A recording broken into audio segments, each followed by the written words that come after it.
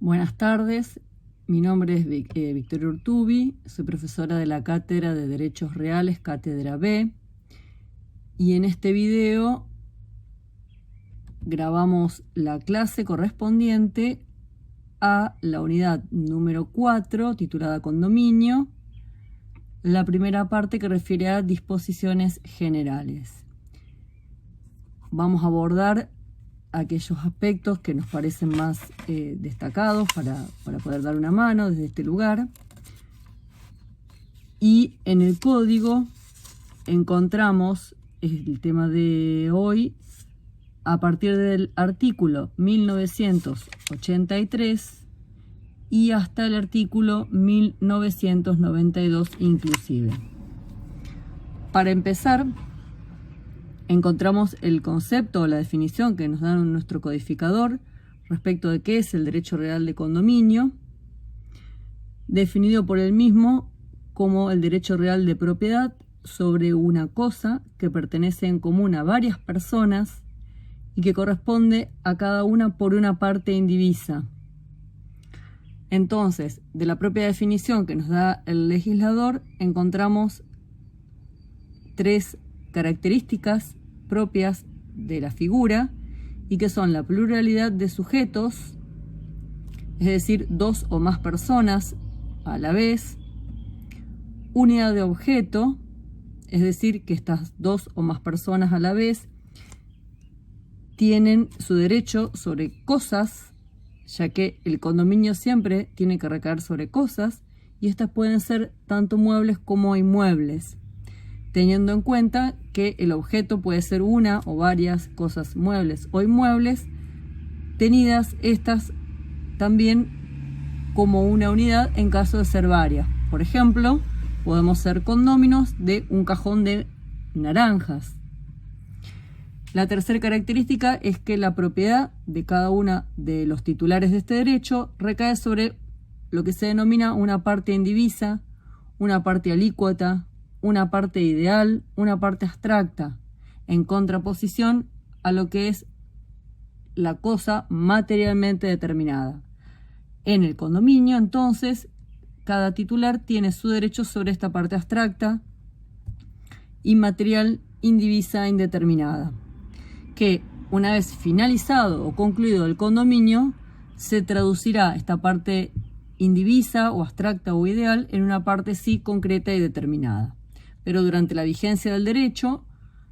el derecho del condominio recae sobre esta cuestión o esta parte indivisa o abstracta.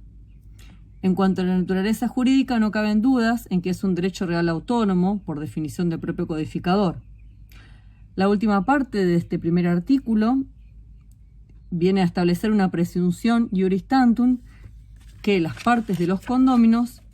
se reputan o se consideran iguales si es que no está expresado algo en sentido diferente. En materia inmobiliaria es muy común encontrar en las escrituras públicas que vienen, por ejemplo, a comprar un inmueble dos personas y al no aclarar nada, entonces por esta disposición del código, cada uno va a ser condómino en el 50% o en la mitad indivisa de este inmueble. Con respecto a las normas aplicables, lo dispone el artículo siguiente, el 1984, el cual tiene dos párrafos y en ese sentido hay que interpretarlo, porque la primera parte del artículo hace referencia a que las normas de este título se aplican en subsidio de otra disposición legal o convencional a todo supuesto de comunión de derechos reales o de otros bienes. Entonces, y a modo de ejemplo, si yo me encuentro con que son dos o más personas que tienen el derecho de usufructo sobre una misma cosa, o si son dos o más personas que tienen el derecho de superficie sobre una misma cosa, o son dos o más personas que tienen una obligación que es indivisible o que es solidaria, y no hay otra normativa aplicada en cada uno de estos ejemplos específica, entonces sí se van a aplicar en subsidio las normas dispuestas por el codificador en este capítulo primero del título cuarto del libro cuarto que refiere a los derechos reales y concretamente al derecho de condominio. Y la segunda parte del artículo hace referencia a que las normas que regulan el dominio se aplican subsidiariamente a este título. Entonces, nos vamos a encontrar con supuestos en donde no tenemos una disposición específica en materia de condominio, pero vamos a aplicar subsidiariamente las normas del derecho de dominio. Así, por ejemplo, cuando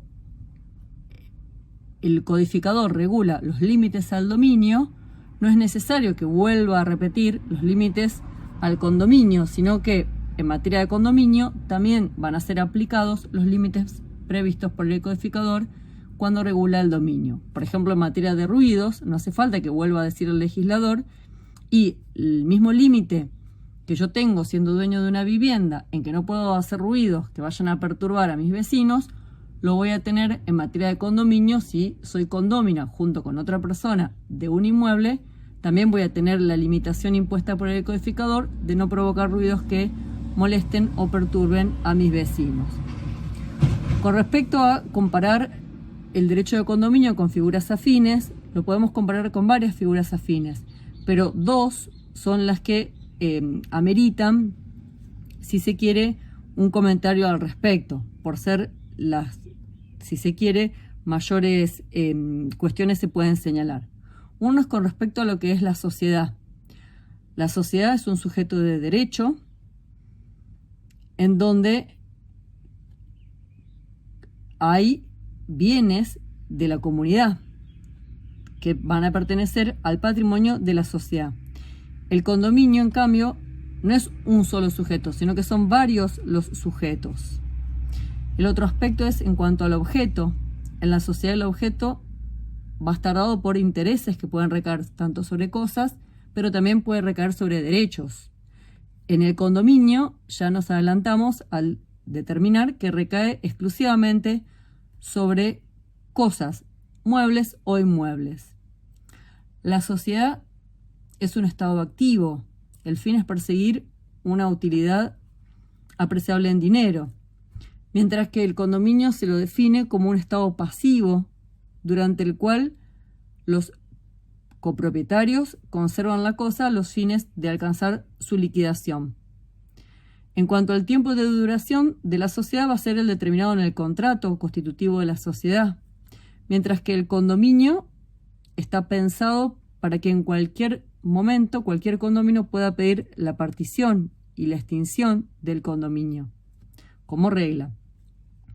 En cuanto a la fuente, la sociedad solo puede nacer por contrato, mientras que el condominio puede nacer por contrato, por la ley o por disposición de última voluntad. Y podemos señalar otras diferencias más.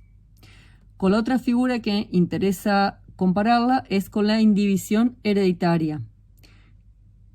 ¿Qué es la indivisión hereditaria? Es el estado en que se encuentran los bienes cuando una persona fallece que deja varios herederos. Entonces, con relación a este conjunto de bienes que estaban en el patrimonio de la persona, sus herederos tienen, hasta tanto se logre la partición, tienen un derecho a una porción de esa universalidad de la herencia. Como diferencias, marcamos que el condominio, el objeto está dado solamente o exclusivamente por cosas, mientras que la indivisión hereditaria puede recaer también sobre bienes. En cuanto al gobierno y el funcionamiento, en el condominio en principio es libre,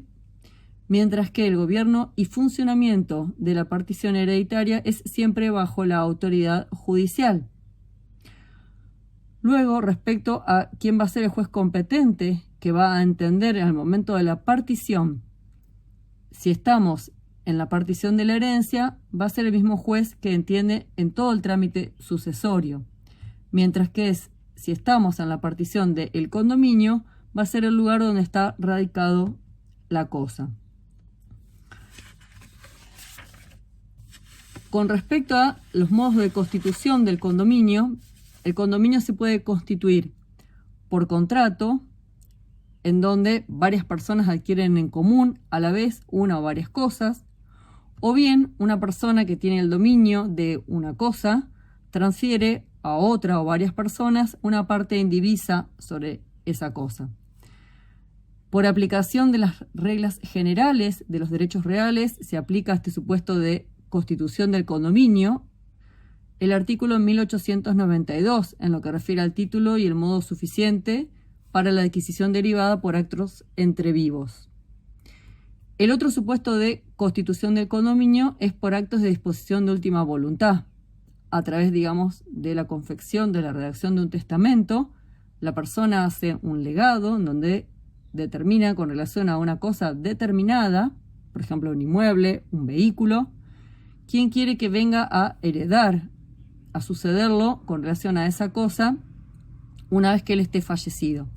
Si en ese legado se señala como beneficiarios a 2 o más personas, entonces, una vez fallecida la persona, se va a generar el condominio en beneficio de estas 2 o más herederos.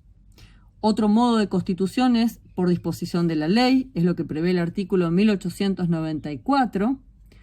en donde se dan los condominios con indivisión forzosa perdurable de accesorios indispensables al uso común de varios inmuebles,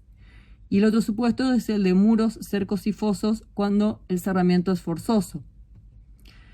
Otro modo de constitución es la usucapión o prescripción adquisitiva, definida en los artículos 1897 y siguientes. Y además, teniendo en cuenta la última parte del artículo 1984, que al comienzo de la exposición comentamos, en donde se determina que se aplican subsidiariamente al condominio las normas del dominio.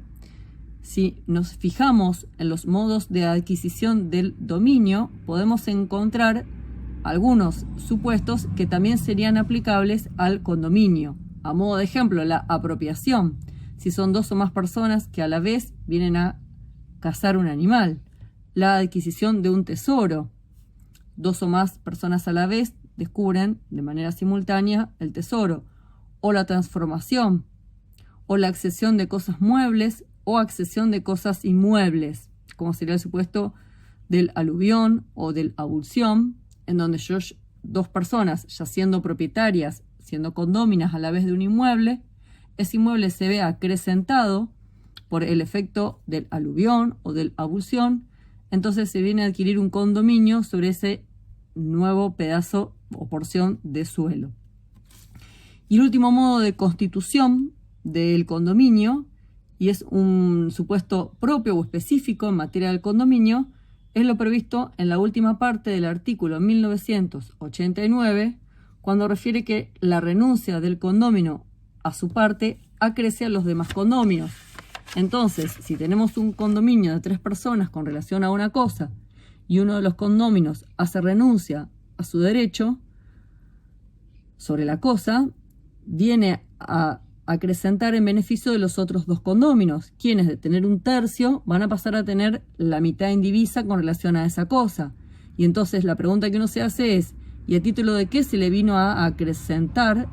la porción indivisa que tenía en el condominio con relación a esa cosa? Y la respuesta es que esa adquisición que se le hace de esa